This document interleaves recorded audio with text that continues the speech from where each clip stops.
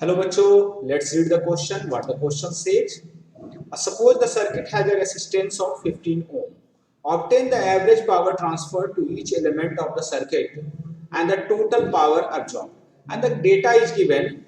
L has a value of 80 millihenry and C has a value of 60 microfarad. Right?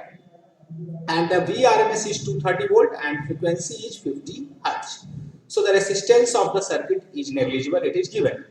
Right so हम लोग इस सवाल पर अगर आए तो देखेंगे कि हमें सबसे पहले क्या फाइंड आउट करना है।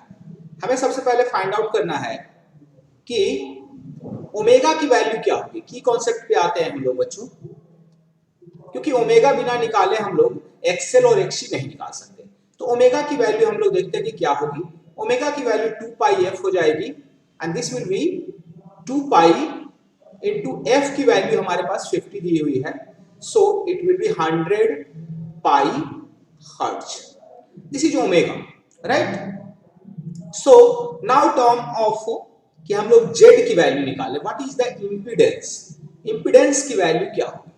और ये सर्किट जो है हम लोग का वो है एक एलसीआर सर्किट है। सो हम लोग जेड की वैल्यू निकालने के लिए क्या लिखेंगे, एक्सएल माइनस एक्ससी का whole square plus R square, right. So Z हमें मिल जाएगा बच्चों, जेड हमें मिल जाएगा बच्चों 2 पाई 50 एफ फ्रीक्वेंसी हो गई, या फिर हम लोग इसको रख सकते थे ओमेगा के टर्म में भी। तो हम लोग इसको बेटर है कि ओमेगा के टर्म में रख ले, 2 पाई एफ के टर्म में ना रखें, है ना, क्योंकि ओमेगा हम लोग ऑलरेडी फाइंड आउट कर चुके हैं। तो ओमेगा की वैल्यू 100 है, omega into L 100 pi into L की वैल्यू जो है बच्चों वो है 80 इंटू 10 पे power -3 minus 1 upon 100 pi into C की वैल्यू जो है वो 60 इंटू 10 पे पावर -6 है। इसका स्क्वायर करेंगे, इसका स्क्वायर करेंगे, अब प्लस 15 का स्क्वायर करेंगे तो हमें जेड की जो वैल्यू मिल जाएगी बच्चों वो हो जाएगी 13.728 ओम। ये हमें जेड की वैल्यू मिल गई बच्चों, जो total impedance of the circuit है। हमें जेड की वैल्यू मिल चुकी है बच्चों। अब हम लोग इसके अगले पोर्शन पे आएंगे बच्चों कि करंट की वैल्यू क्या होगी।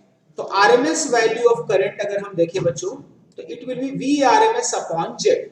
तो वी आरएमएस हमारे पास दिया हुआ है बच्चों 230 volt upon 31.728 ohm. So V RMS की जो वैल्यू, आई आरएमएस की जो वैल्यू मुझे मिल जाएगी बच्चों वो 7.25 एम्पियर मिल जाएगी। ये हमें आई आरएमएस की वैल्यू मिल गई। अब हम लोग जो अगला काम करेंगे, क्योंकि हमें पावर पूछा गया है, average power, right, average power. तो आप लोग जानते हैं कि average power will be I RMS का होल स्क्वायर इंटू आर होता है, और ये हो जाएगा आपको 7.25 इंटू 7.25 इंटू आर की वैल्यू जो है हमें 15 ओम दी हुई है बच्चों। सो ये हो जाएगी आपको 791 वॉट। अब बच्चों आप लोग कहेंगे कि सर हमने एक्सएल और एक्सी को यूज क्यों नहीं किया। तो ये हम लोग ऑलरेडी जानते हैं बच्चों कि in inductive circuit, in inductive circuit phi between V and I is pi by 2। So cos phi की वैल्यू जो पावर फैक्टर है उसकी वैल्यू क्या हो जाती है, 0। In capacitive circuit phi is again pi by 2, so cos phi is 0।